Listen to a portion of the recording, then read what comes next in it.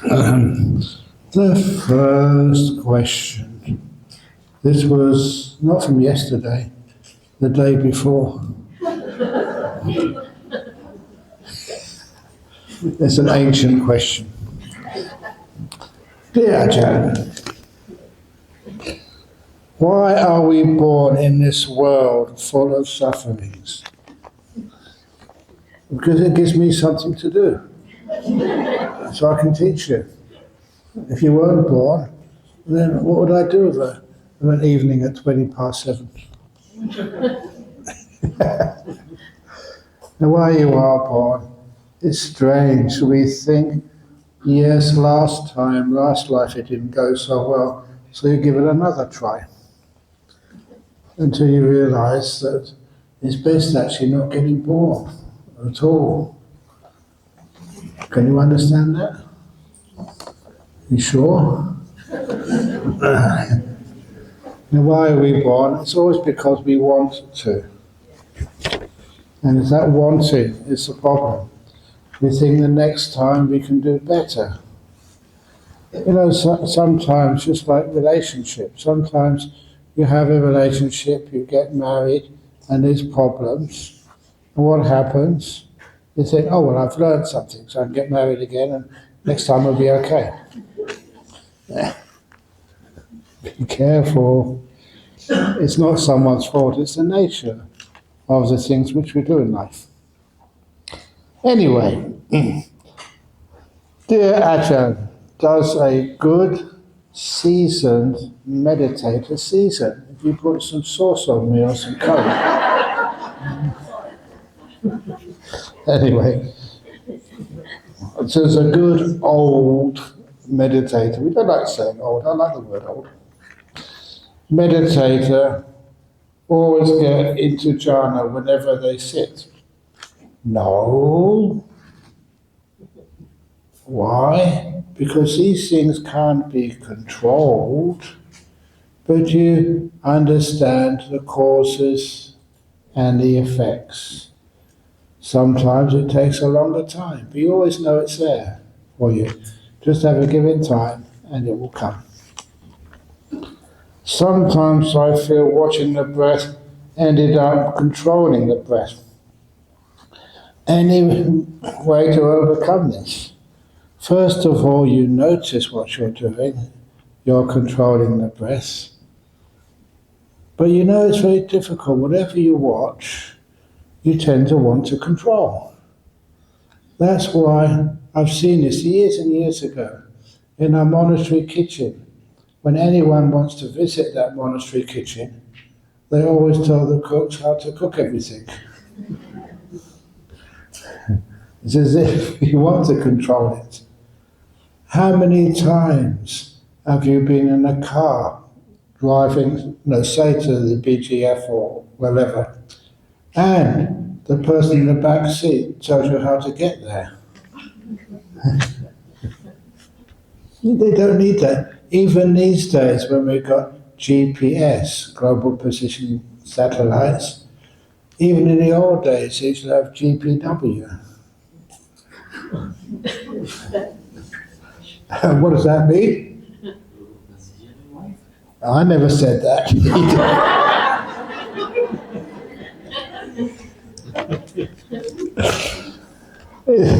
We always feel we can control it and we tell other people what to do. That's just like in watching your own breath. It's really difficult to actually just to watch something and not control it at all. Even if you're an expert. Even when somebody does building. Sometimes, because I've built a number of structures in monasteries, sometimes I can look at it, like look at the brickwork in all of these buildings here. Because I had to, I learned how to do bricklaying. And I look at some of the bricklaying in Wisdom Park, no comment.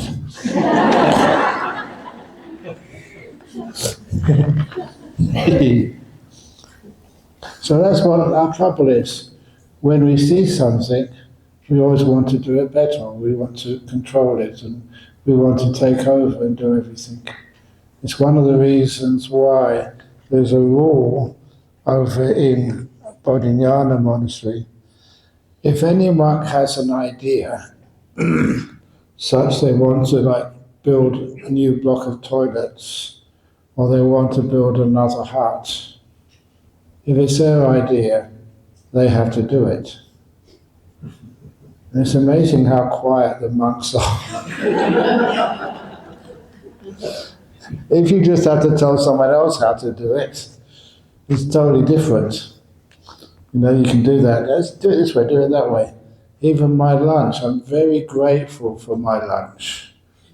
Have I ever told you how to cook anything, how to cook the porridge? And I never will. It's always good enough. But sometimes, whatever we're seeing, we want to try and control it, even if we're watching our own breath. So see if you can, solution to that is see if you can regard the breath as not yours. It's just the breath. And then to go even more profound, when you're meditating, never think of it as your meditation. People say that's just a powerful technique to get into the deep meditations. It's not mine. Just meditation, that's all. Then a lot of the problems you face with ownership just disappear. And meditation is much easier.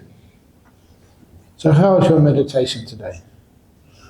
You didn't do any. Yeah. Just now, I never did any meditation. I'm not there. Not me, not mine, not a self. And it just becomes natural, rather than forced. Dear Ajahn,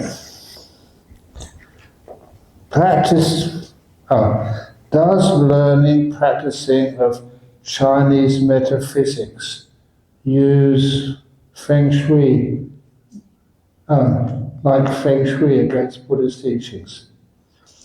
In some cases, I've seen the application help people to improve their relationship, health, and also wealth. This doesn't free them from suffering, however, it does help them to lessen the burden in life. Thank you. Yes, I remember a friend who, he had some difficulties with his partner, with his wife, and he got a Feng Shui master, and he said, you have to rearrange all the furniture in your apartment. And that's what he did. While his wife was out shopping, he put all the furniture against the door.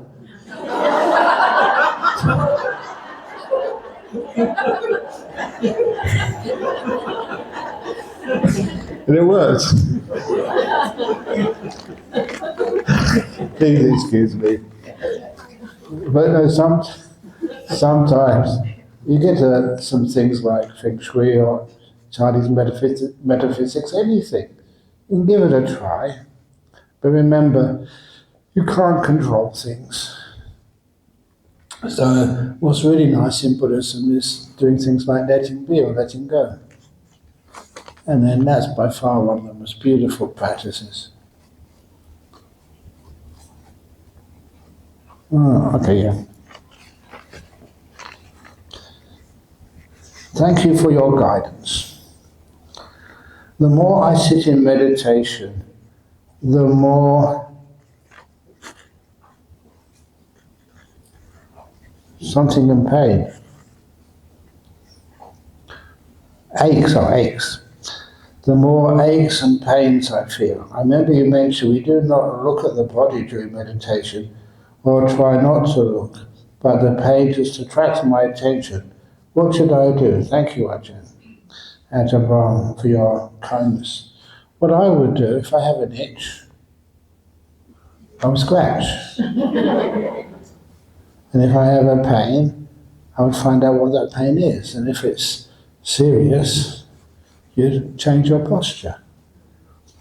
And you learn after a while just know how to look after your posture. the way you're sitting, how you're sitting. And also, some of the aches and pains you have in meditation, sometimes they're small things, and you learn you don't have to deal with them at all. They'll go away by themselves. Other aches and pains, you learn that they will get worse later on. Other aches and pains, like, because I'm so well fed these days, got excellent cooks, look after my health, that it's so very, very rare that I have any stomach pains. But in those old days, when you would eat frogs, you're always getting diarrhea. And sometimes if, not just diarrhea, but what's it when it's a virus inside of you? Dysentery. All those things are very unpleasant. But sometimes when you are, say, at a meeting and you have to sit there and you had this very sort of bad stomach or tummy, how did you deal with that? Unfortunately, that through meditation you've discovered all these amazing methods of dealing with the aches and pains of the body, the ones which were acute, just came suddenly and caught you unprepared. And one of the things which I did, and thank you for asking this question, because this was an inspiring story. I think you all know that in Bodhinyana Monastery, many of you have visited me there, where I live is in a cave. It was a monk-made cave. They built it as a gift for me. Only small, but it's, because it's underground, it's cool, and it's quiet. And if Mr. Kim Jong-un of North Korea decides to send any missiles, I'll be perfectly safe in my cave. Well, anyway, of course, that's only fun. So inside there, that's where I usually go, and it's wonderful to meditate in there because it's so peaceful. And it doesn't matter what's happening in the monastery, I just can't hear it. There's 2 doors before they get into where I meditate and sleep at night time. But I do remember there is danger in that cave because if I get sick, I can't call anybody to help. So one day, after lunch, I'm not sure what I ate, but I had a very, very bad tummy, and it was food poisoning. And I don't know if you've ever had food poisoning, but what happens is your stomach muscles, they cramp up. And even myself, they come so quickly and so intense, you scream, "Ah!"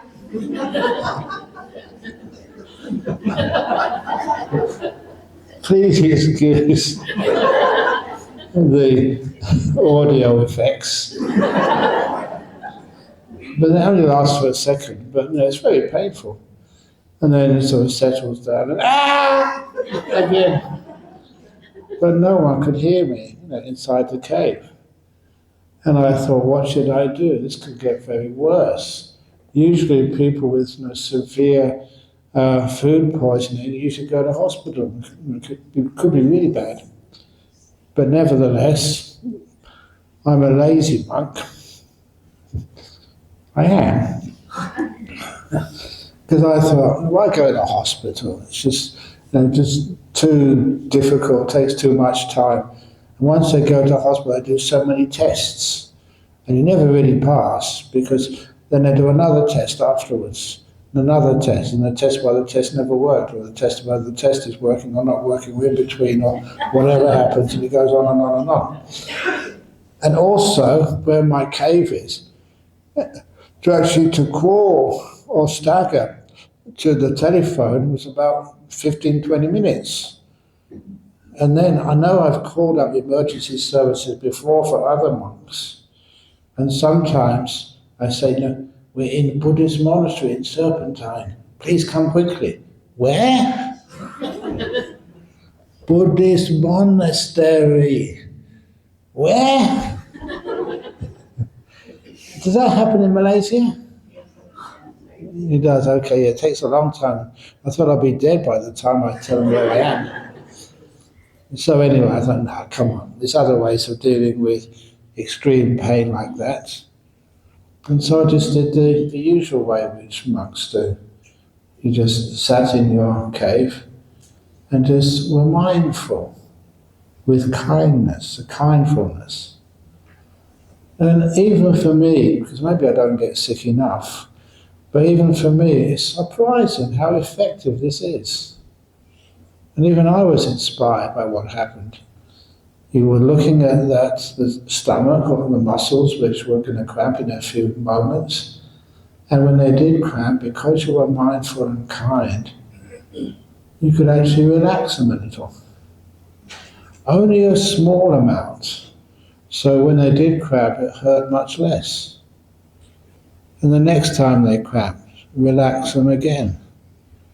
Then relax them again. Every time I was there watching, not with anxiety, but with kind of interest. Because every time they were getting less painful.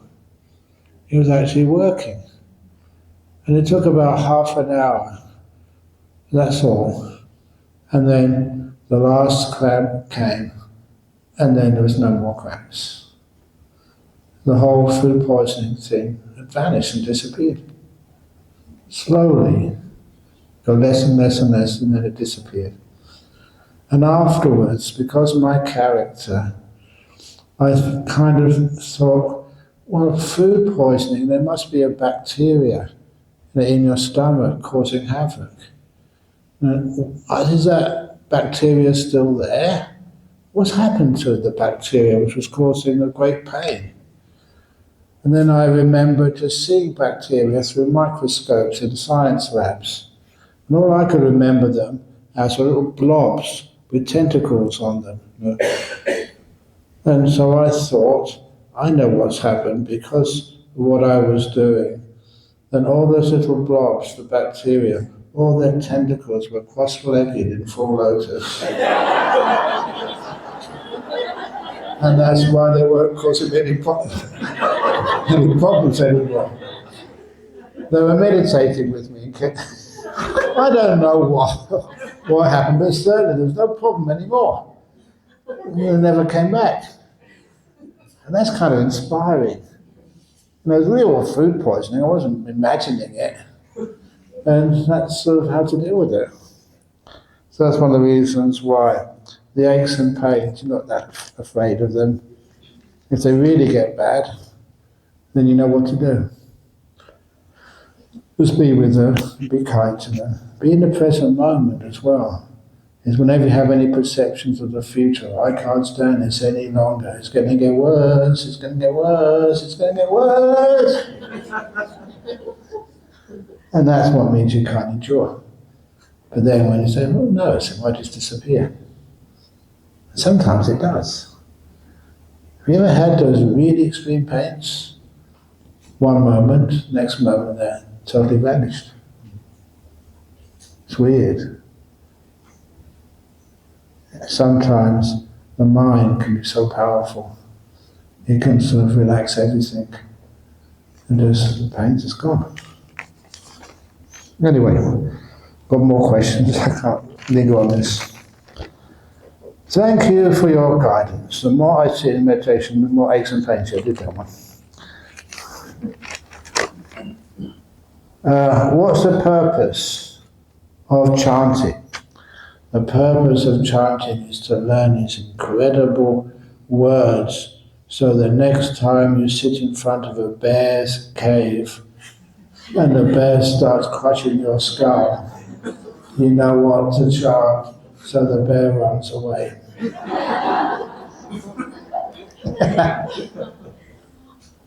It's weird, but all these years, and I'm saying this as a scientist, but also as an honest monk, some of the things which you do with this chanting, I can't explain how it works, what happens. In Western Australia, one of the most dangerous things we have is bushfires. And sometimes we're done chanting and the bushfire just goes the other way. Strange. I remember even some of the bushfire operatives, they're not Buddhists, and said, Did you do anything, you monks? I always think that monks may be having these powers and get the bushfire to go this way, bushfire to go that way. Yeah, we did some chanting. Seems to work. Our main bushfire method to stop the fires, if there's a bushfire coming towards Bodhinyana Monastery, I get all the monks to line up. And on my command, 3, 2, 1, blow.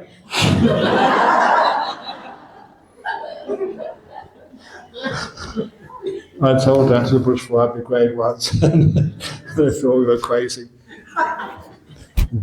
Quite accurately, too. That's when we were all done this. Okay.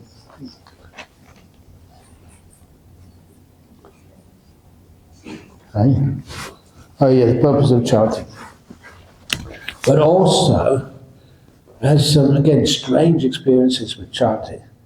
A good example that when, say, someone's getting married, we usually ask us to do a blessing for them, and it's a beautiful thing to do. Only the trouble is that sometimes I do get extremely busy. It's not just here which I get tired. I was having a very busy weekend, and then I did some chanting for somebody who was getting married, and I did the wrong chant.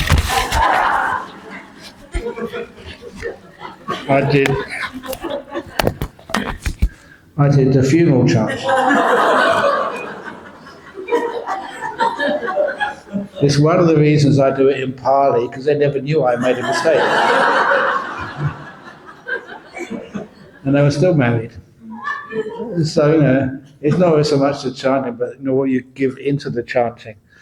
The chanting is like a vehicle, and just with some very good energy, it really, really works. One of the weirdest experiences I had doing chanting, I'm always maybe too kind. So when I got a phone call from somebody this was in Royal Perth Hospital, they said their father, who was Chinese, was really sick, was in a coma, and was really close to death. And they asked me, can you please, they're trying to get any monk, can you please come to the ICU in Royal Perth Hospital and do some chanting for our dad? And of course, the emergencies like that, I managed to find a driver, get in the car. It's about an hour and a quarter to get to the hospital. So I was really pleased that he was still alive. He was on death's door. I didn't really have a chance to talk to the family, but I know the family, many of them had come from overseas. It was the last time to be with their family patriarch before he passed away. So many had come from places like Taiwan and Hong Kong and all over the place to be with their father, their uncle, their grandfather, or whoever it was. And they were waiting in the waiting room. So I went into the ICU. You only usually allow 1 or 2 people in the ICU, so I went in there alone. They had the doctors and nurses in there, obviously. I did some very powerful chanting for this man. I really got into it, and it worked. He came out of the coma. And even the doctors were surprised. He looked like he was going to survive. So when I went into the waiting room to tell the family the good news, I thought they'd be very pleased with me.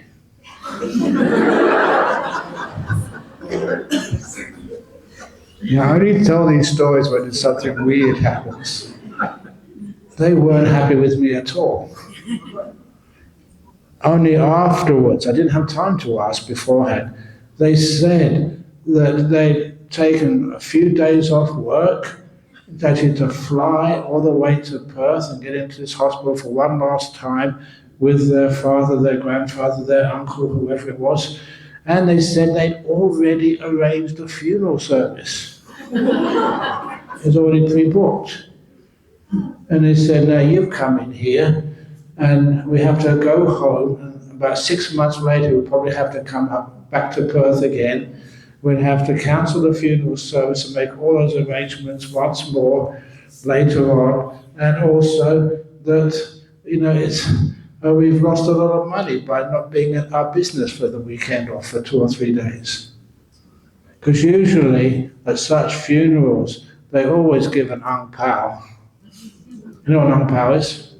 Okay. Not this one. But I learned my lesson.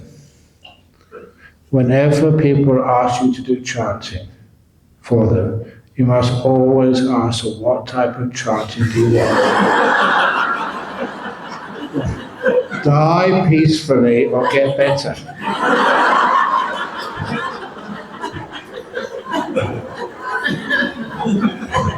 It's not my fault, you should have asked me. You want him to die peacefully? Oh yeah, that's that chant. Because it does actually work. If there's sitting and walking meditation, is there sleeping meditation? Not sleeping, but lying down meditation. I already mentioned when I did lying down meditation with scrub typhus. You spend a lot of time in a bed, especially when you're old and when you're sick. And it's wonderful to do some meditation when you're lying down. But over the years as a monk, I've developed a posture for doing lying down meditation. Whenever I go to sleep, I always go to sleep on my left side or on my right side. And when I lay on my back, I reserve that for the last 40, 50 years for meditation. And so sometimes it's difficult for me these days, because if you go on these long trips, on the aircraft to places like UK, and sometimes people do insist on upgrading me to business class so you get a flat bed. Even if I've got a flat bed, I can't go to sleep laying on my back. Psychologically, my mind is saying this is meditation posture. So I have to go on the side so that I can go to sleep. I don't mind that sort of little hindrance, because it does mean if I really want to do some meditation and I don't want to go to sleep, I lay on my back and I don't go to sleep that posture. My body's been trained like that for years. Dear Ajahn Brahm, who is a Pajjaka Buddha? You ask them and they won't answer.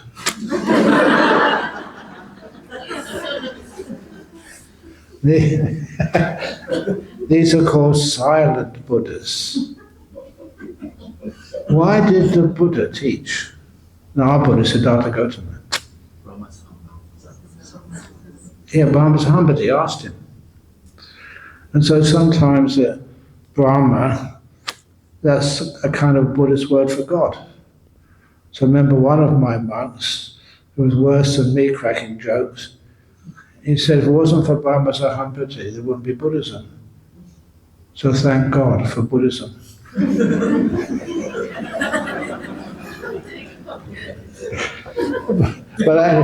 Oh, you got it at last. Okay. But Brahma is not sort of a god, like a Mahabrahma. Sahampati was another non-returner. Sahampati was also a monk with Kassapa the Buddha. There's a few of them. And even Sahampati realized that his former friend, now a Buddha, had just happened. He went to congratulate him, but also to let him know, please teach. There were many beings with little dust in their eyes. Not in India these days, because it's such a dusty place, as many of you found out.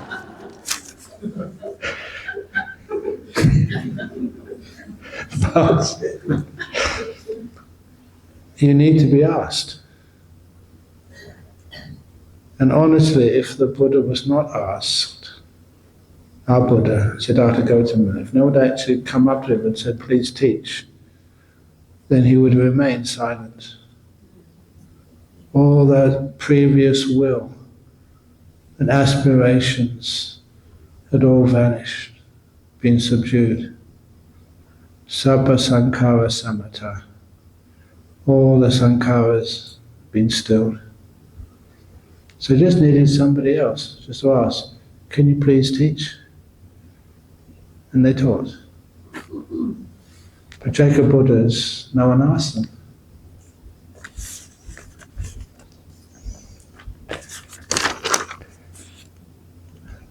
Why I ask? No. May I ask? That's your question. May you ask? No.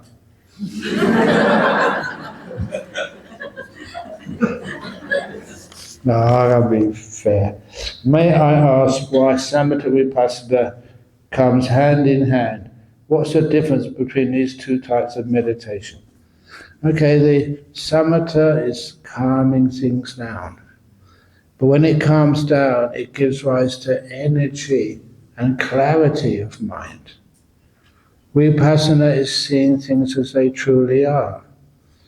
And to be able to see things as they truly are, you need to be able to calm things down and have clarity of mind. And the sign of insight, that someone's got lots of insight, is they can be peaceful and calm. The sign of calm is you get insight. One leads to another. Sometimes there's some people who have got PhDs in so many things, but of course you know what PhD means, don't you? What does it mean?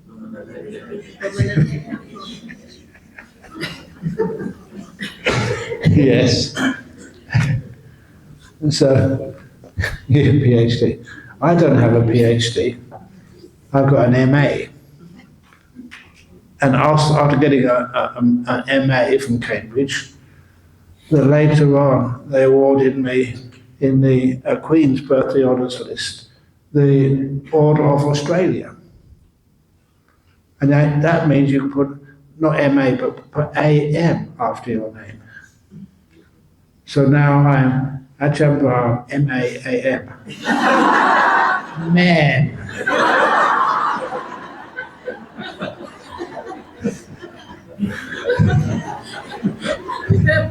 That's what I meant.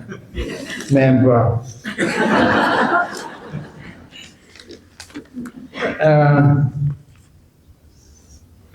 I have eczema and skin allergy. My skin allergy to dust mite as well. I try not to kill them, but they keep growing in my house. Although I throw them out and keep my house clean, perhaps throwing them out is not a solution, as they might die on the road and even go to other neighbours' houses. Is killing dust mite breaches the 8 precepts? Any solutions? I do know that the limit for monks, if it's something you can see, then it counts as you terminate their existence. It counts as killing. But if it's so small you can't even see them, then it cannot be done intentionally, so it's not counted as killing. I don't know dust mites, there may always be some dust mites in the house, but usually they have to be quite numerous for you to be able to be bitten by them. I don't know that, certainly in my cave there must be some dust mites in there somewhere, but I don't have any problem with the dust mites. Though sometimes we do have problems over in Bodhinyana monastery with ticks. But they're okay. They just make you itchy. They come from the kangaroos. So it's nice having kangaroos around. But if you have the kangaroos around, and then it means you can have some ticks. But it's worth it, it's not that bad. But anyway, there's always something, isn't there? We eat other things and they eat us. Fair. But not that much. But with dust mites, I'm not quite sure what the solution is. I know that one of the monks who was from California many years ago, he was of Asian background, Chinese, and he was taking something every day, I don't know, it was saffron or something, and that made the ticks, they just basically were repelled by the smell of that in his blood. And so he never got tick bites. I don't know. There are all these other possibilities. It's worthwhile doing research. Is there any other ways that you can eat something or drink something so the dust mites leave you alone? I don't know. But anyway, there's always some things. But killing them, it's not killing them out of ill will. It's totally different than, say, killing bats, bang, bang, bang, or killing not just bats, but killing frogs because you don't want to eat them tomorrow, or whatever it is. So we try and lessen, our harm on other beings, but you cannot avoid it totally. You try and limit it as best you possibly can. Can drinking coffee be taken as a way to counter sloth and torpor? Thanks. How many of you drink coffee?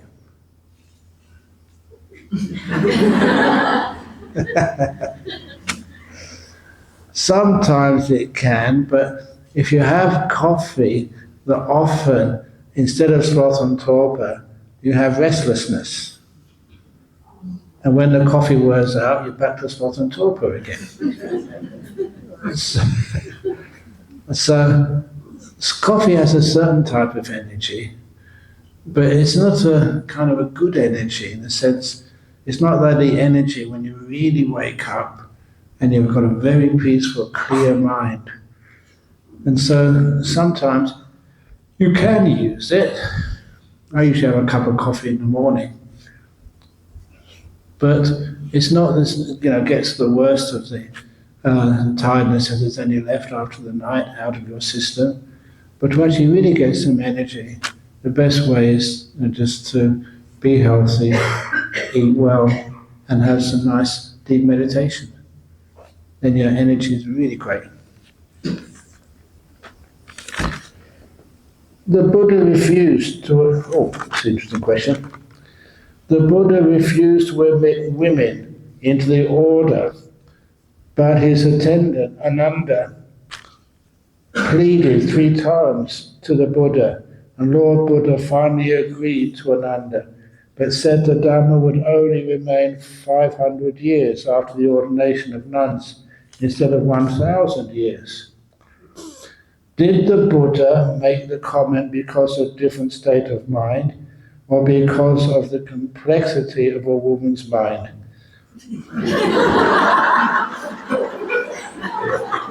Who wrote this question?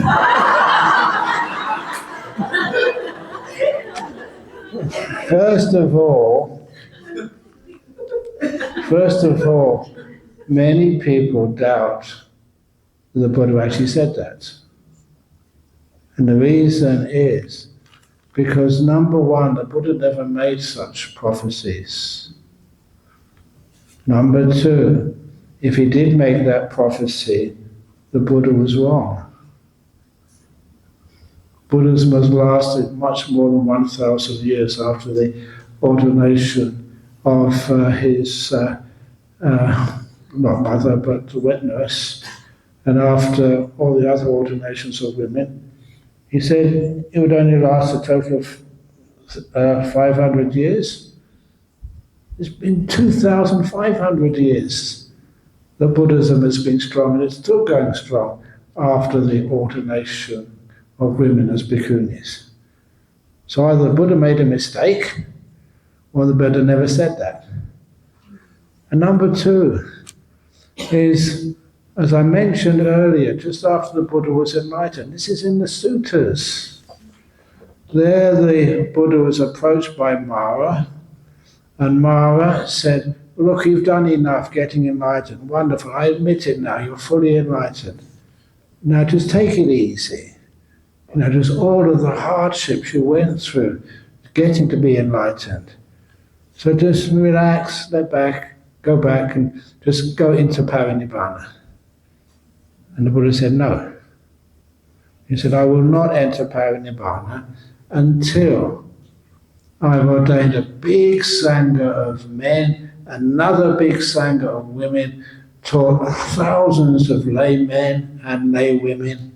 When I've created that fourfold assembly, they never called it fourfold Sangha, it's always fourfold Parisa, of bhikkhus, bhikkhunis, laymen and lay women. When they're both strong, then I'll enter Parinibbana. And that's what the Buddha said to Mara when Mara came to visit him again at the Chapala shrine at Vaisali 3 months before the Buddha's passing away. And the Mara said, well, you've fulfilled your promise, your mission. The Bhikkhu Sangha was really strong, lots of arahats. Bhikkhuni Sangha the same, lots of arahats, lots of laymen keeping all the precepts, lots of lay women keeping all the precepts. The Buddhism is very strong. So you can go now. The Buddha said yes. And he acceded to Mara's request. So it was right from the beginning, just after the Buddha became enlightened, that it was his plan, his mission, to have bhikkhunis as part of the fourfold group. And the Buddha would not get enlightened, would get Parinibbana until that actually happened. That was his mission. So the idea that if you ordain bhikkhunis, you're going to lessen the longevity of Buddhism doesn't make any sense to me at all. Ordaining bhikkhunis was right there in the beginning of the Buddha's dispensation, just after he became enlightened under the Bodhi tree. Make sense? Good. Okay. I did that one. I've actually finished the day's questions. It's not that. 8 o'clock? Yeah, sort of late. Anyway, now, day 4, yesterday's questions.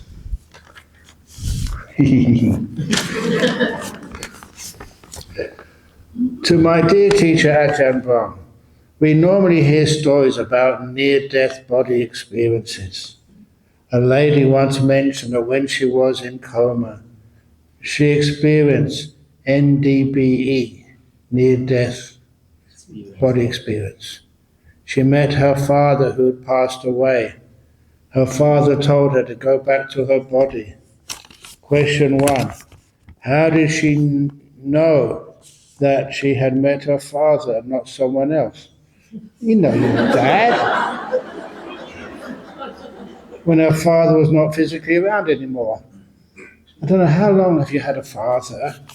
If you meet him and he's changed, his looks, certainly his personality is highly recognizable. So you would know that was to see his father. 2, why can a coma cancer patient recover after his or her near-death experience, or after seeing the nimittas? What is death? There's some reason just why the body has got so sick, it's kind of unviable. The mind is so incredibly powerful, that sometimes so powerful that tumors just, can disappear. Okay, another answer to this. This was a time when I was a student in the Psychic Research Society. So I mentioned we used to do these experiments with hypnosis. And one of those experiments, which shocked me, but also answered the question which you just asked, that one of the students, easy to hypnotize, we put him under hypnosis. We had a long stick, at the end of the stick a 4-inch nail. And in hypnosis, we told this student that the nail was red hot. It had been heated up. And we touched his skin with this nail, which was a room temperature. A baby could touch it. But because he was hypnotized to think it was red hot, he screamed out in pain, when it touched his skin. That I could understand. What I never understood at first was how the place where that touched his skin, a blister came up. There was a physical, real sort of burn of the place where that nail had touched his skin. Now, how on earth can that happen? Just because he believed his mind created that blister. It took me years to understand what was going on. If the mind can create a blister, later on I thought, why can't a mind uncreate a tumor? And if you have enough confidence in what's going on, and enough stillness and power in your mind, it can be done. And you see that. Weird, but it's true. And that gave me confidence, either through chanting or meditation. I know many people who have been in such great pain or fear. There was that boy over in Penang who came to see me once because he had a very rare disease. I don't know if you remember that, Amy. His kind of neural pathways were all scrambled by this disease. And it was only about 2 or 3 people in the whole world had this disease. But the experts in it were in Singapore. So he was going to go to Singapore to have this operation, which was incredibly painful. They put, say, some metal framework over his head and often shaved his hair, and then they would do the operation without anaesthetic, the only way it could work. And so it was very painful, but he just got married, and he thought the alternative was he would die.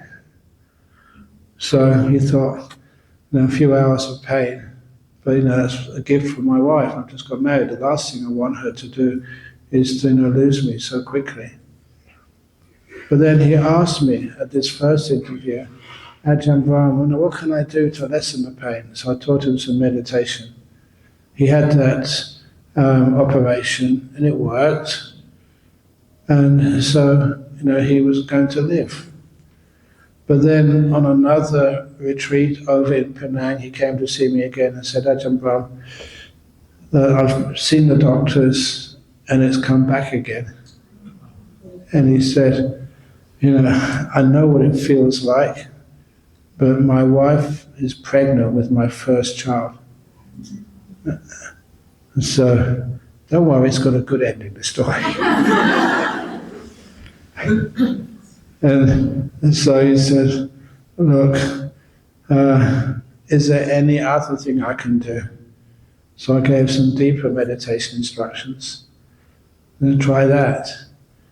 And a few days later, or a week or 2 weeks or something later, he contacted me and he said, what happened? So he went down for the operation. They shaved his hair off. They insisted, like doctors do, of giving him another brain scan to see how it had developed. He was going to go through with it because, for his wife and his son, which was coming in a few weeks' time. So they gave him another brain scan. In the meantime, they had the thing on top of his head, his hair all shaved off, and he was steeling himself for this painful operation. And then they said, we're going to have to take the framework off again to give you another scan. Something wrong with the machine. Whenever you hear that, yes. These machines, they're not wrong. They did the scan again, and they said, it's cleaned up. The problem's gone. What have you been doing?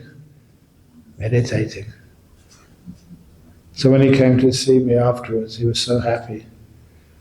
And he avoided the painful operation, and the thing had just disappeared by itself. He learned how meditation can heal these weird things which happen in the human body. He doesn't know how it happened, but it did. He was happy. He was happy, and so was I. Was it Anapanasati or Vipassana? Neither. Okay.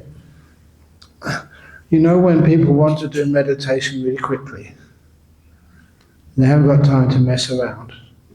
Remembering all these steps, all these instructions doesn't work. So I taught him, and I mentioned this to a few people in the interviews. I mentioned the Emperor's Three Questions meditation. The Emperor's Three Questions meditation. This was a story by Leo Tolstoy, which I read as a student. I just like Russian literature. And in this story, I'm sure many of you have heard it before, I wrote it in one of my books as well. And it said in this story, an emperor had it up to here with religion. Everyone was arguing who was right and just harassing everybody else. So he thought he was an emperor, he'd invent his own religion.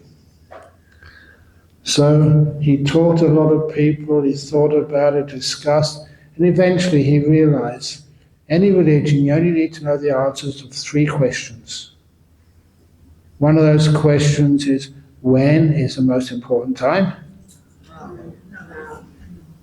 Not sort of 9:30 when I can go to bed. No, now is the only time you ever have. Second question, who is the most important person? And that's the one right in front of you. That's a great, when I first read that, honestly, that just threw me. I just put down the book and just went walking through the streets of Cambridge, contemplating that. That's not what I expected. The most important person is the one right in front of you. And if you're alone, no one's in front of you, then that's you. You're the most important person. And I don't know about you, but at that time, sometimes I'd go and ask these deep questions of these famous theoretical physicists. And they wouldn't listen to me. They said, oh, you can find that in the book. I wasn't important to them. I was just, a young student.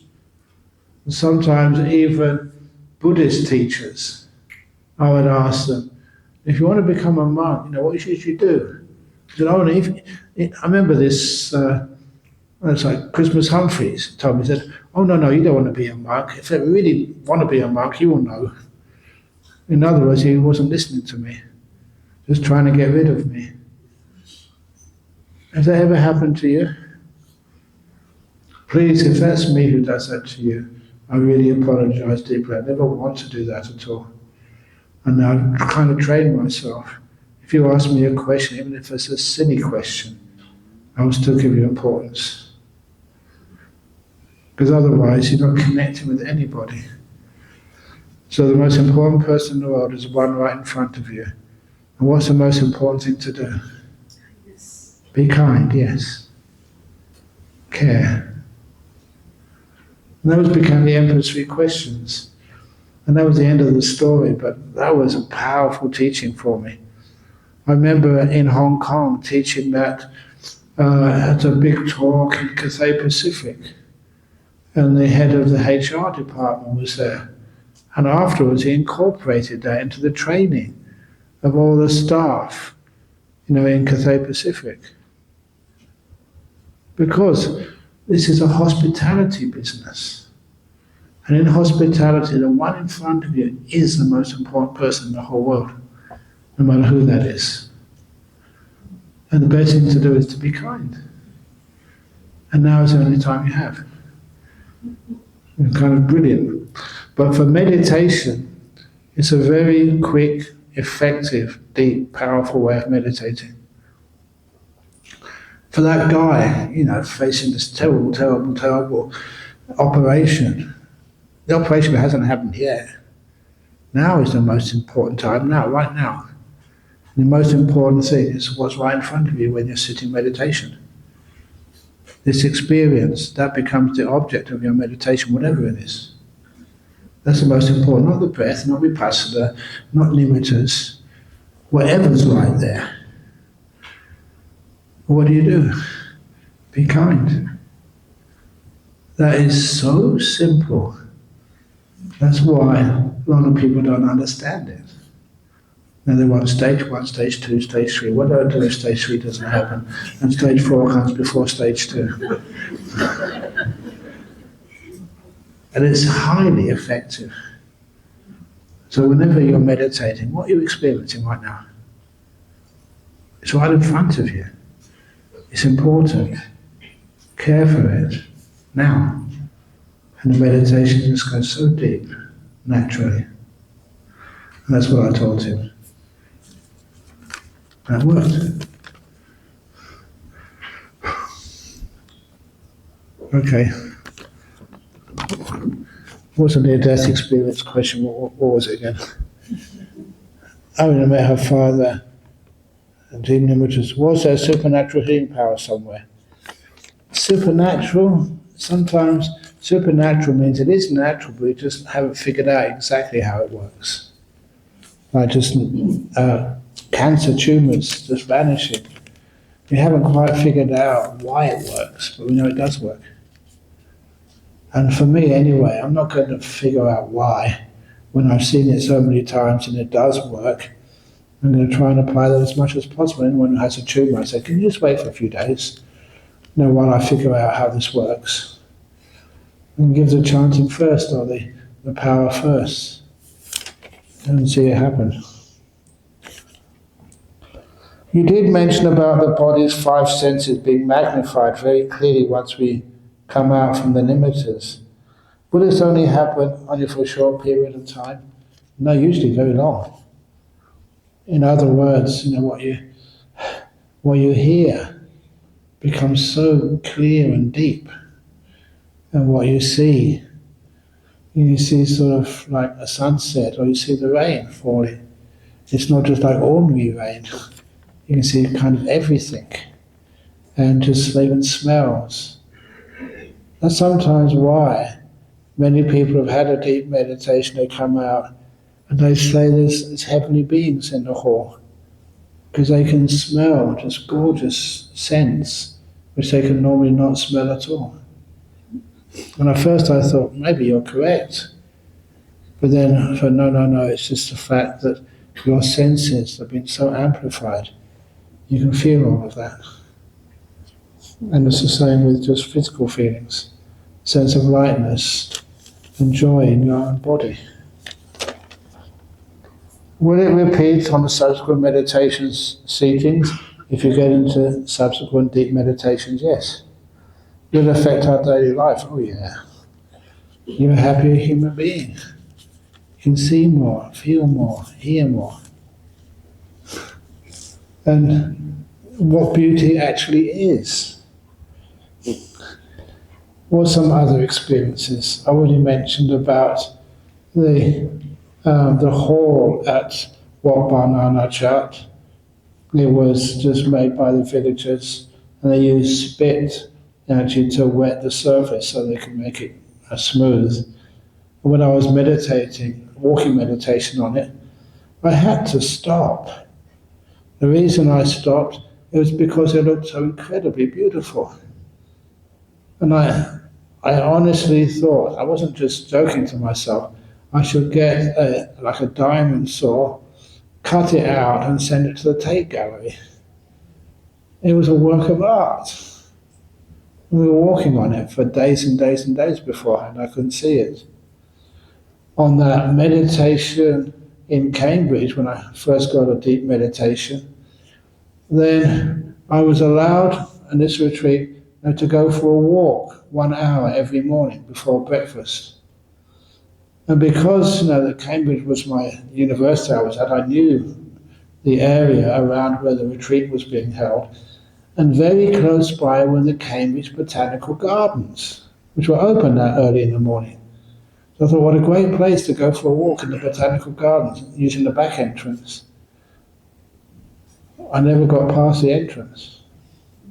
It was open, but as soon as I went into the entrance, there was this most beautiful clump of bamboo.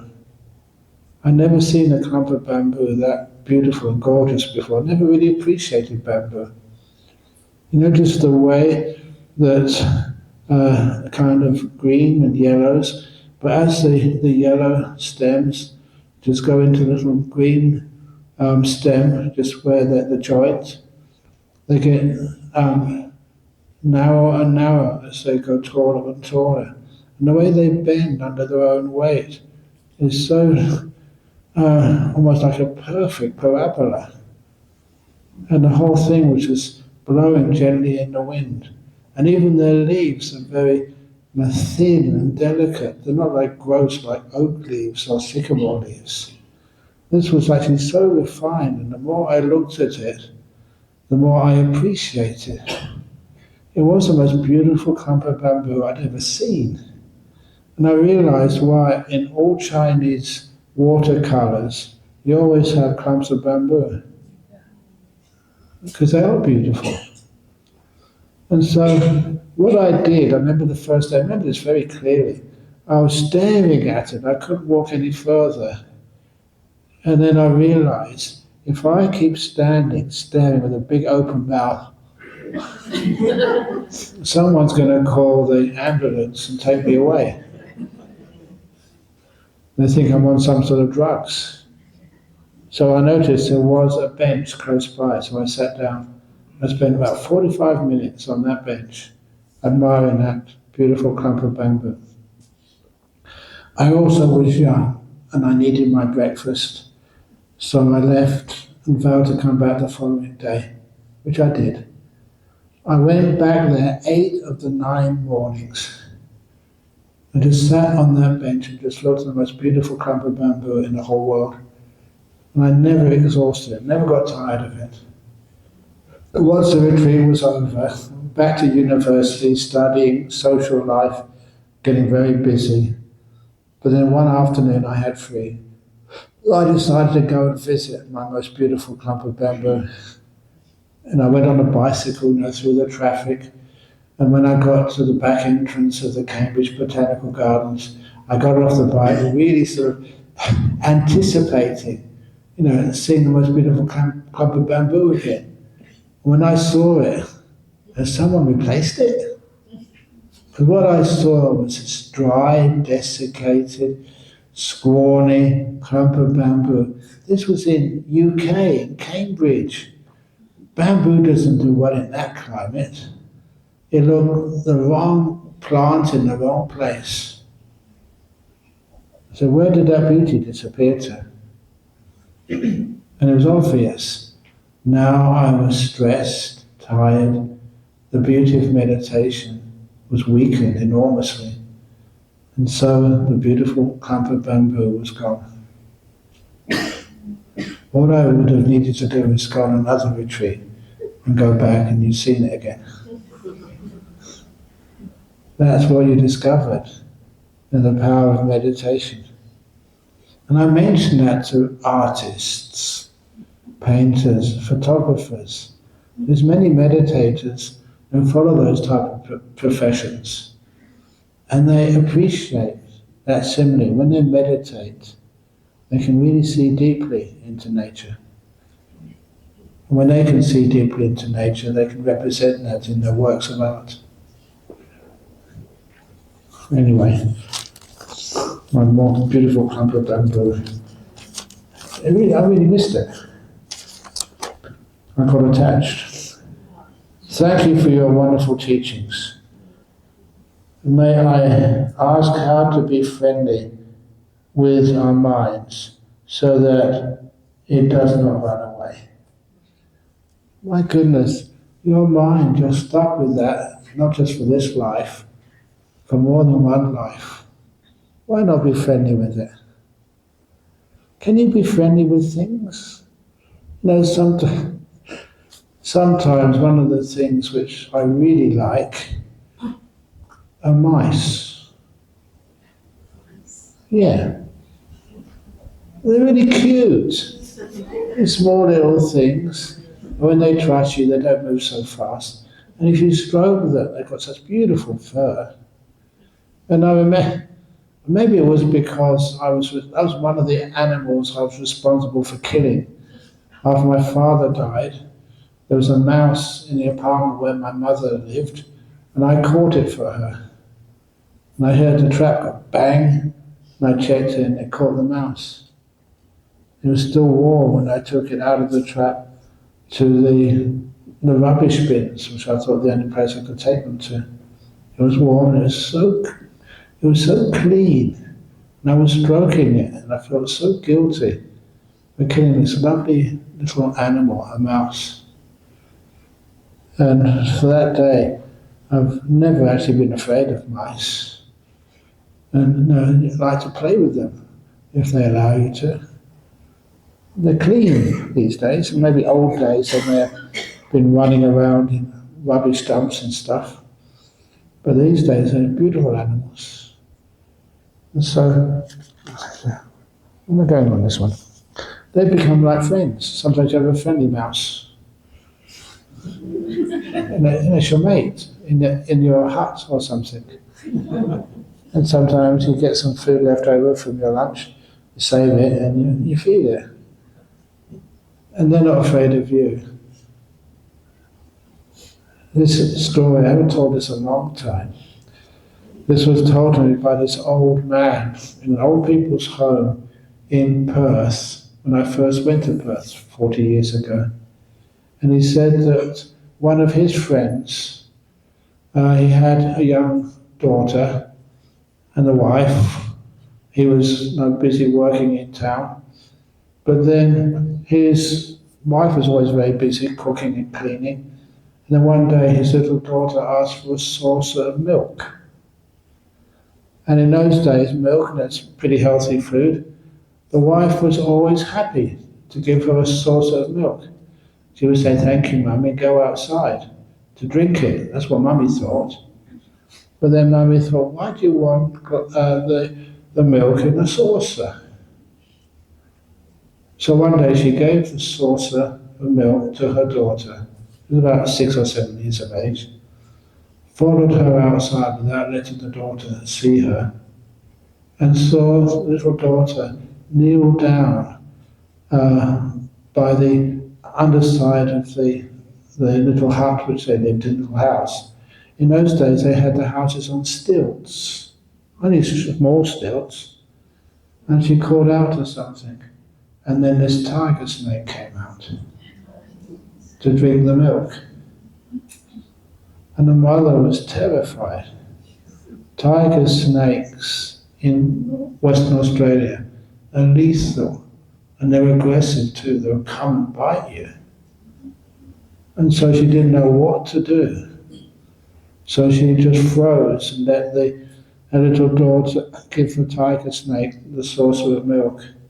And then she told her husband, she said, "Our daughters are in danger of getting killed by this tiger snake, but if I shouted or did anything, the tiger snake could probably kill the daughter straight off. What should we do?" And the husband said, "Leave it to me. Just do it as normal. Give her the saucer of milk. Leave it to me." He never said what he was going to do.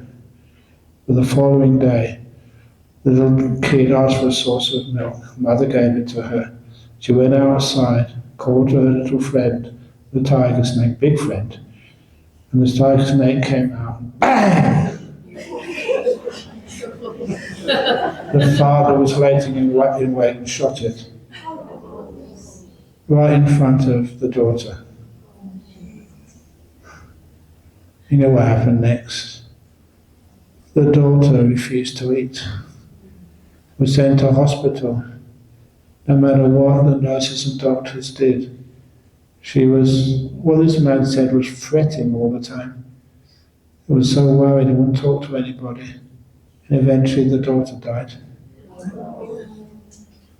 And this old man said, when that man, his friend, shot the tiger snake, he may have just shot his daughter as well.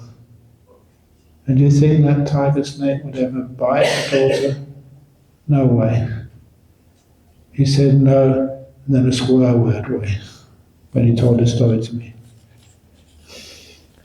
If you make friends with animals, animals will look after you. They never harm you. So anyway, that's a true story I remember from a long, long, long time ago. Can you teach us how to develop metta, especially towards aversion, such as people who we dislike? How we do this? I'm going to do metta meditation the last day of the retreat. That's what I always do. It's kind of habit now. But it's like doing loving kindness to people you dislike. It's like setting fire to a wet, sappy log. How can you do that? It doesn't take the fire. So how you do that, you start burning easily combustible material first of all. Usually start with paper. You might imagine it burns straight away. Then kindling, and then bigger pieces of dry wood, then bigger pieces. Once you have a big bonfire, you can blow the wet, sappy log, and as soon the heat disappears and the log starts burning. So with loving kindness, you start with easy people first of all. Easy things. Give them so much loving kindness. And when your loving kindness is really big and strong, you can actually give loving kindness to anything, anybody. And just even think people you dislike. Oh, they're not that bad. And you surprise yourself. You start with the easy stuff, build up the heat, and then you can do it to anything and anybody. It's beautiful when that happens.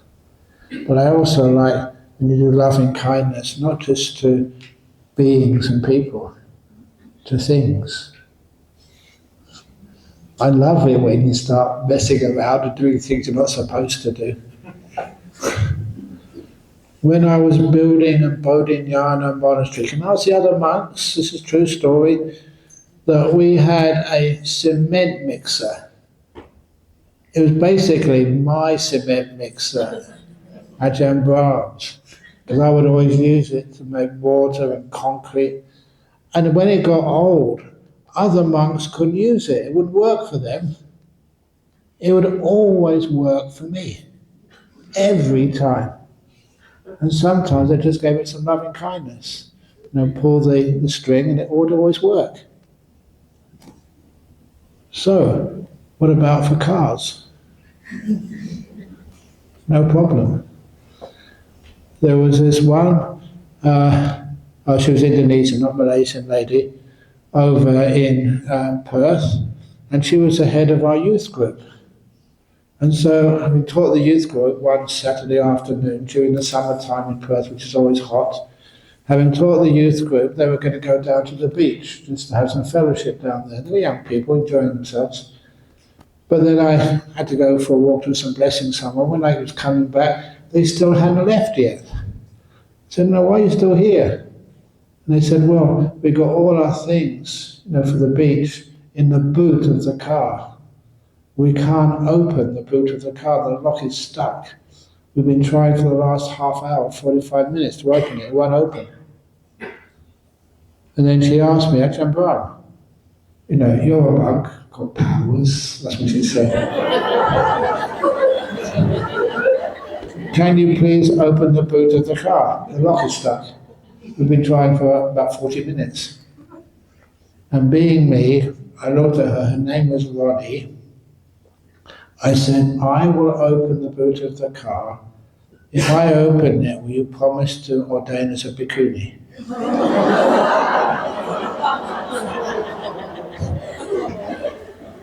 You can ask her if you ever see her. That's exactly what I said. And she said, "Yes, of course." She never thought I could do it.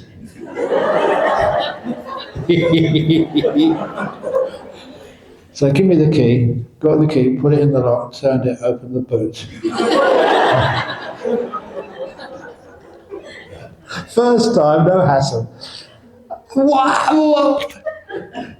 I don't want to be a bhikkhuni.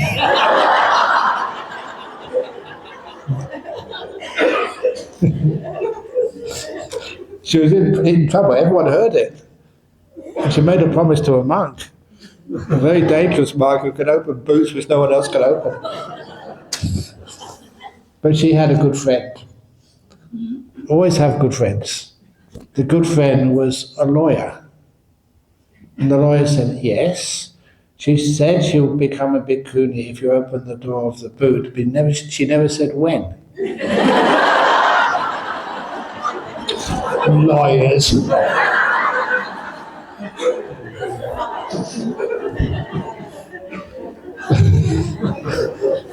But sometimes those things work, loving kindness towards things. And I don't know if there's ever any difficulty. I did tell that story about the monk who fixed up NASA's computer. There's a monk called Ajahn, and he's still alive apparently. And anyway, this was quite a few years ago now.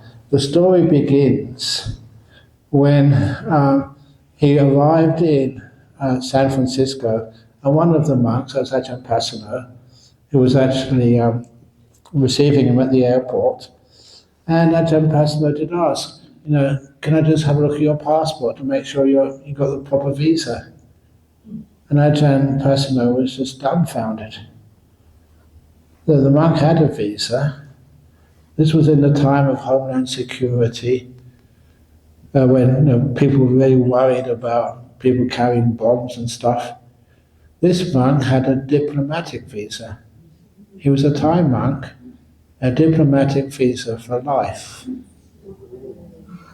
And so, where did you get that visa from?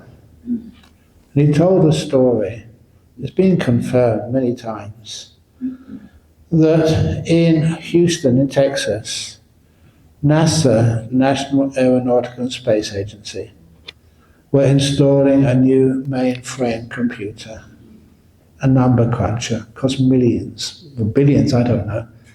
And once it was installed, they couldn't get it to work. Every day, every hour it was down, it was costing them $1 million or $2 million or something. So they flew in the best experts in the whole of North America. First class, just come, fix up our computer. Because we're wasting so much money, every hour it's not working. No one could fix it.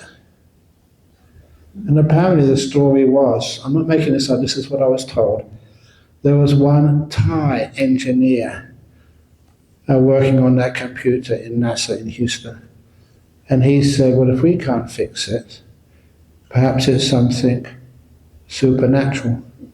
And he said, I know the very person who can fix it, very cheap. That's the best thing about monks.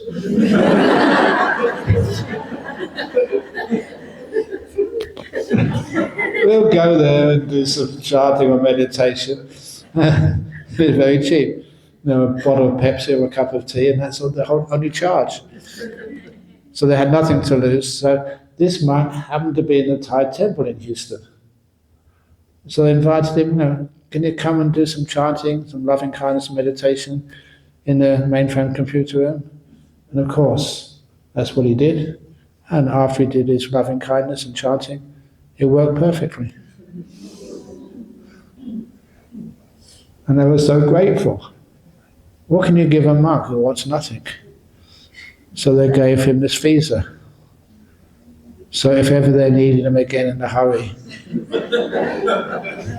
they gave him straight away the diplomatic visa.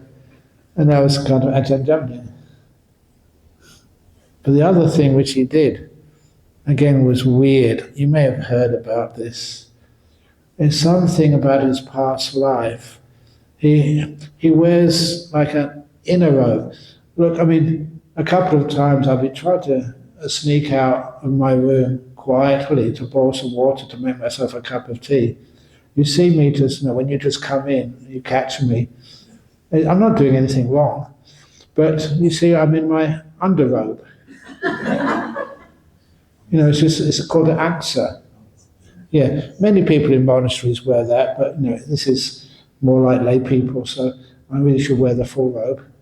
But anyway, he has one of these answers with so many pockets in. And the reason why it's got many pockets, because he uses so many tools. You know, like pliers, screwdrivers, little hammers. It's like a whole workshop which he carries with him at all times, even on board aircraft. And I've never seen this, but I remember Ajahn was saying, this is true, he's got so much metal with him underneath his robe. What happens when he goes through the screening? You think that they catch one of those, but what he does, as he goes through the screening, he does loving kindness meditation, and nothing goes off. It's weird. Sometimes don't tell terrorists that, otherwise they want to learn the secret. But it's true, that's what he does. And it's weird. He does that as some sort of pledge he made in a previous life or something. And that's why he has all these tools he carries with him all the time. But it never actually, he's not going to do any harm. But he's got so many tools on him, even going on aircraft. Okay, guided meditation. I'm going to do one of those later on. But sometimes you see some weird stuff happening in Buddhism, especially with monks who meditate a lot. That's Ajahn Jamnian. Dear Ajahn Brahm, the dependent origination begins with the subject ignorance. Actually, it doesn't. It begins with the subject avijja, not ignorance. And I prefer the translation of delusion, not ignorance. Ignorance is what you can cure by going to a university and just learning all the facts and figures and getting a much better understanding of what this is. But it's not ignorance. It doesn't disappear because of all your studies. Remember, PhDs only give you damage. It's delusion. You don't see clearly what's there. Like you see a mirage. You see what you think is there, but what's actually there is something else.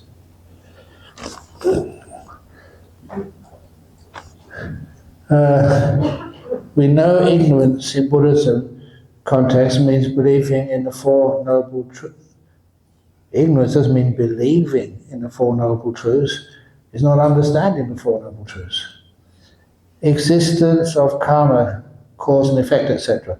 But from the perspective of dependent origination, is there a comprehensive definition for delusion? Of course there is. But it's also a cause of delusion. You know what the cause of avijja is? 5 hindrances. That keeps avijja strong and growing. You're not seeing things as they truly are. What is a good definition of delusion? This is me, mine, and the self. That's a pretty good definition. Who are you?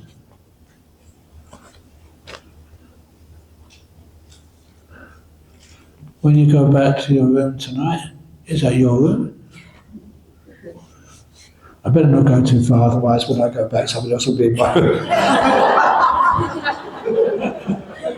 And I say, get out. So you told us it's no one's room. Yeah, I know, but anyway, so that's what avijja is. And again, the 5 hindrances, what keep the avijja going strong. What is the best recollection moment before our death? There was, the later it goes, the more stories you're going to hear.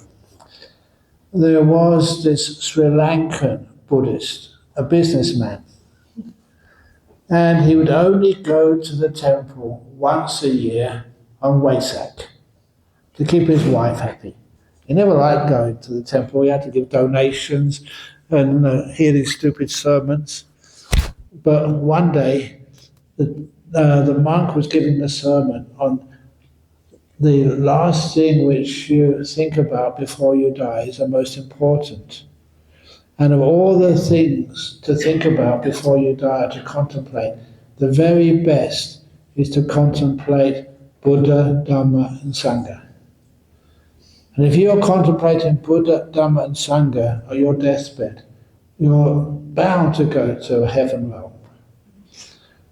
So as he was listening, he was thinking, and he figured out a way, as he put it, to beat the system. He never liked going to temples or giving donations. But it just so happened he had 3 sons. So he called his lawyers and he changed the name of the sons to Buddha, Dhamma, and Sangha. Because he knew on his deathbed his 3 sons would be there. And that's actually what happened. A few years later, his plan was working out perfectly. He never went to a temple ever again. You know why? Because he's going to go to heaven anyway. And he was more interested in his business. So on his deathbed, his 3 sons were there, Buddha, Dhamma, Sangha. And he was looking at them. Buddha, Dhamma, Sangha. I'm going to heaven. Buddha, Dhamma, Sangha. He knew his 3 sons wouldn't leave him before he died. So Buddha, Dhamma, and Sangha is reflecting his plan was working perfectly. But then, looking at Buddha, Dhamma, Sangha, then he thought, if my 3 sons are here, who's looking after my shop? And that's when he died.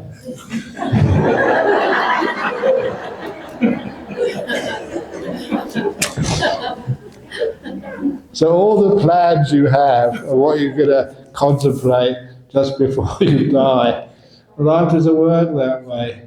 Something else comes up and you blow it. That's one of the best things to contemplate. But it's not just the last moments of your life, it's everything else you've done in your life. That makes it possible to think about Buddha, Dhamma, Sangha before you pass away.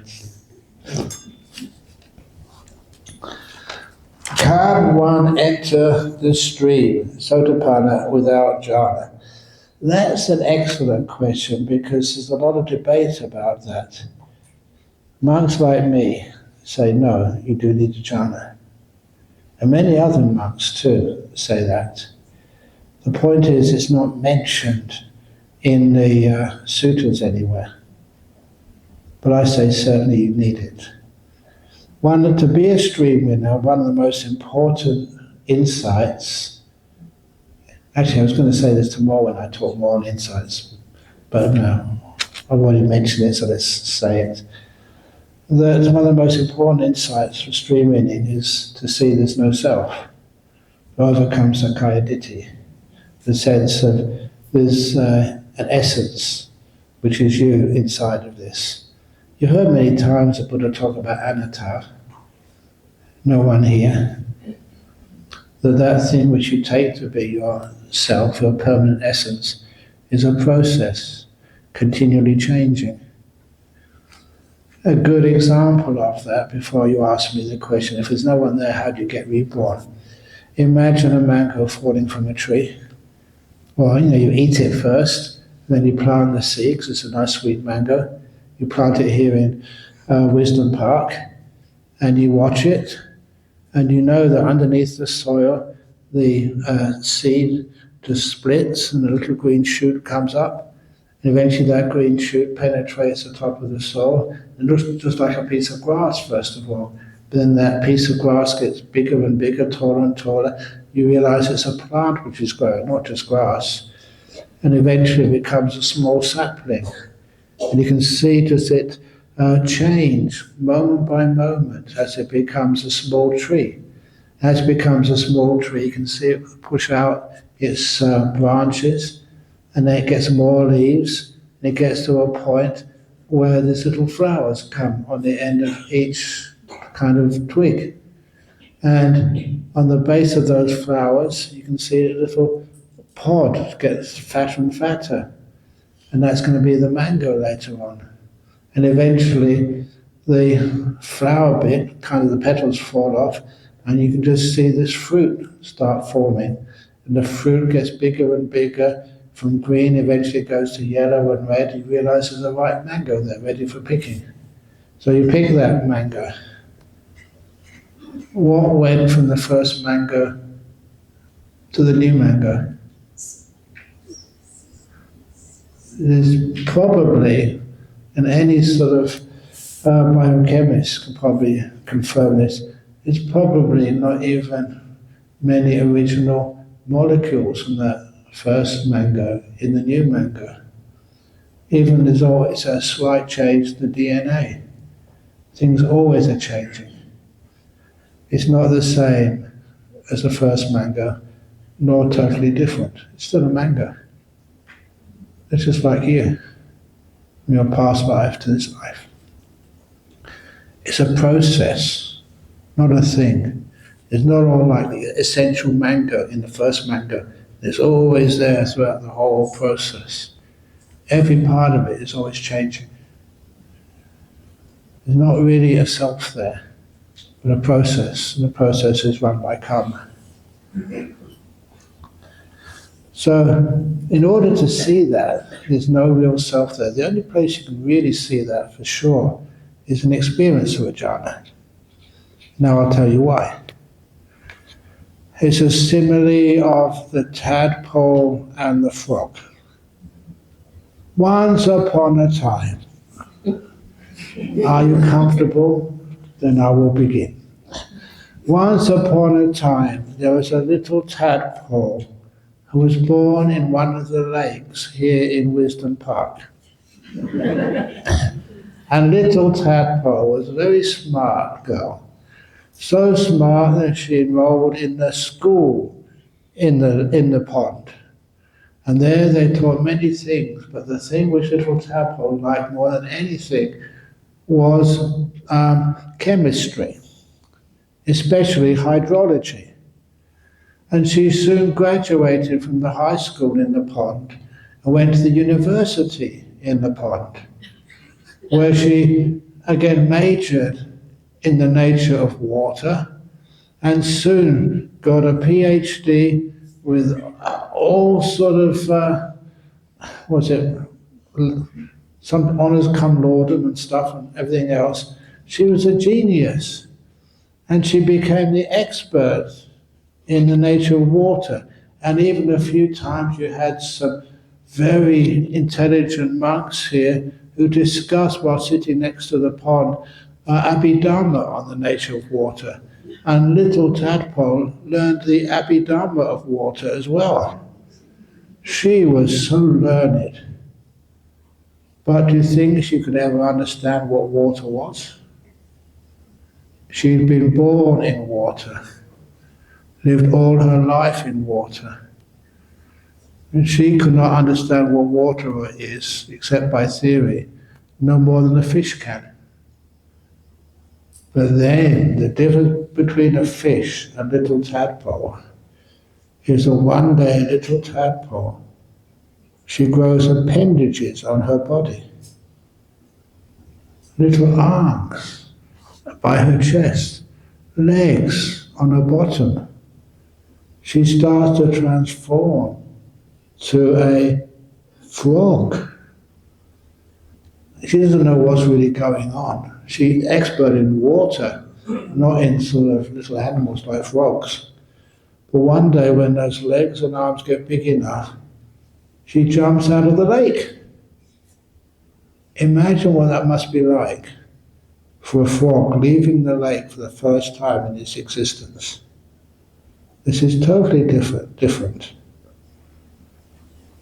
Something has always been there, is now missing.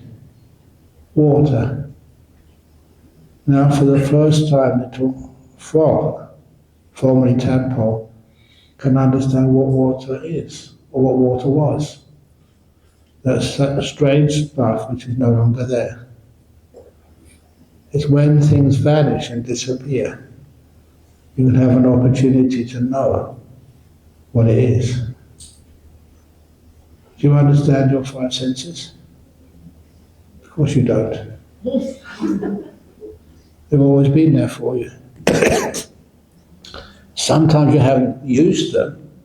They're always there for use at any time. Do you know what your will is? Your will is always there for you. Sometimes you don't employ it, but it's always there. When you get into some of those deep meditations, the will is gone. Choice is not there for you. It's one of the weirdest experiences. Something which you're so used to and you thought was always going to be there for you has now disappeared. Five sense consciousnesses. Even in the first jhana, they're gone. Many things are vanishing, disappearing, which are not supposed to vanish, you've been taught, except by crazy monks like me. They do vanish. And when you experience that, it is scary, yes, but it opens up the opportunities for the insights which you need to understand, not just intellectually, but experientially, in order to be a stream winner. And that's what happens. What happened to you? Things vanish which aren't supposed to vanish. And you can't deny it.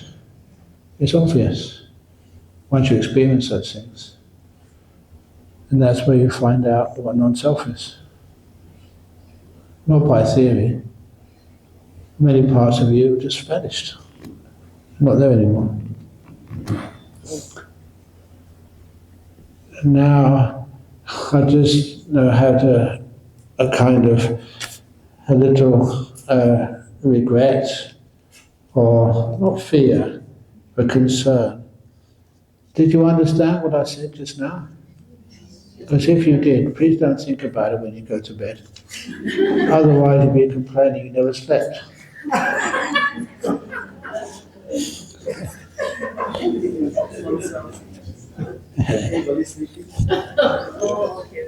Because this is scary stuff. There was this lawyer. He was the president of the Buddhist Fellowship when I first went there. This last time, just in October, when I went over to Singapore again, the first time I've seen him for years. He's back over there now, but he was a lawyer. And a very nice guy. But, you know, the first time I went to Singapore to give talks, you know, the usual talks about opening the door of your heart and, you know, the two crooked bricks in the wall and all those usual stories, which are very nice. But being a lawyer, he said, Ajahn Brahm, can sometimes you give like a really deep talk on meditation, on Dhamma? So I said, yeah, okay. So that night I gave a deep talk about non-self. The following morning when he picked me up to take me to breakfast, he said, Ajahn Brahm, don't ever do that again. He said, I never slept all night. Because what I was saying to him, his meditation was not that good, so he couldn't really appreciate it. But he realized what I was saying was absolutely true. And that scared the life out of him. It's very hard to scare a lawyer. But it can be done. Okay. I'll do another question because I want another question so it just softens the blow of the tadpole and the frog. I heard the sound of wind when meditation beside my ears. Is this normal? Thank you. It can be. It can be somebody who's just passed wind. They've been eating.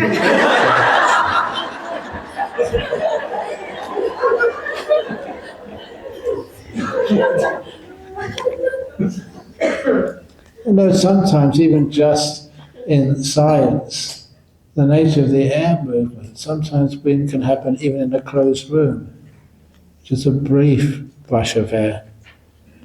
But if it's the sound of wind when meditating beside my ears, if that's happening all the time, it can just be just like sound messing around, playing games with you. But anyway, it's not a big deal either way. If it's real, if it's not real, just let it be. A lot of time, we have air cons in this room, so sometimes there is a real sound. But sometimes it can be heavenly beings or even spirits or some things, but not here because there's too many people. And it's also, you've got good monks, and as I mentioned, spirits are afraid of good monks. So, you're pretty safe here. Loving kindness. Yeah, loving kindness. But anyway, the story I was going to tell you was, spirits, ghosts, can be lovely beings. So there was a story in an old people's home in Perth. This is not a joke, this is a real story, a beautiful story. A couple of people, they're in adjacent rooms, an old man and an old woman. So they were just good friends, they'd look after each other. Sometimes she would cook something if he knew he liked it, as a treat. And sometimes he would fix something in a room, like the radio wasn't working properly and you could actually fix it. They just looked after each other, became really good friends. And they would talk a lot, have cups of tea together. But then one day, he died. And when he died, of course she was sad, but, she'd seen so many of her other friends and loved ones die, it wasn't a big deal. But in the old people's home, because they were good friends together, they asked her, I've heard, they said, that he had some relations over in the UK. Do you know their address? She said, no, he told me that too, but I don't have their address. I'm not quite sure where they are. I don't have a phone number, anything. And the people running the home said that's a bit of a shame because they got no way of contacting the relations of this man who just died. So she tried to remember any details, but he never gave any details. But a couple of days later, in her room, she felt a wind. She was laying down and the wind sort of passed her face. And then she actually felt a hand, on her face. And she was scared. Because, sometimes people can be like sex offenders and stuff. Break into people's rooms. So she got up, turned the lights on. All the doors and windows were locked. So there's no way anyone could have come in. There's only a small bedroom. So she checked, there's no one there. Then she felt the wind again. And next to her bed, on the table, there was a folded tissue in case she needed it in the middle of the night. And she saw that tissue paper lift up and fall to the ground. There was no wind. It just did it by itself. By now, she kind of understood what was happening. She picked up that tissue paper and there was a series of numbers written on it. It was a UK telephone number. She called it, and it was a man's relations in UK. He just wanted to make sure she wasn't troubled. So the ghost of the guy who passed away. Ghosts aren't bad. This ghost was really helpful. Just woke her up.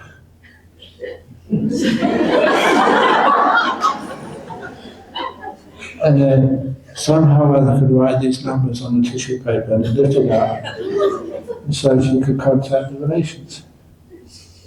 It's kind of beautiful. Sometimes these people care enough. They don't want to scare you. They just want to make sure you're not troubled anymore. Okay. I don't know if that really worked for you, but this one I'm sure must work. so you're not afraid of spirits and ghosts. There's one of our members, she lived alone. I think her family passed away after many years. She was an old lady. But her best friend was the dog. And she loved her dog, quite a big dog. And had a house quite close to the forest. So she'd always walk and play with the dog in the morning and the evening. Just going for a walk and running around in the forest, enjoying each other's company. And then one day, while they were running around in the forest, when she got back to her house, she found that she'd lost her finger ring somewhere in the forest. It wasn't expensive. It wasn't for the money they went back there looking for it. It had some emotional value. They couldn't find it, no matter how long they looked. And after a couple of days, she forgot about the ring because her dog died, just old age. And then once the dog died, she was obviously heartbroken. But then she swore to me she could hear the dog barking in the house. And she lived with that dog for such a long time. It wasn't another bark, that was the bark of her dog. But then when she went into the room where she heard it barking, she'd opened the door and nothing was in that room. No sign of any dog. And that happened for a couple of days in so many different rooms. And she was desperate to try and find or see that dog once more. But then she heard it right outside her front door of her house. And she was on the other side of that front door. She opened that door as fast as possible, knowing if the dog was there, it wouldn't have time to run away. So she opened it quickly. And on the other side of the front door, there was no dog to be seen. But right in the middle of the mat, right in the middle, was the lost finger ring. And then the dog never barked, never heard the dog ever again. One last gift for the person who looked after it for so many years. Find the finger ring, return it, and then the dog could go off to wherever the dog gets reborn. That's better. They're not afraid. It's a beautiful story. Okay, so I wish you a pleasant night. Again, do sad.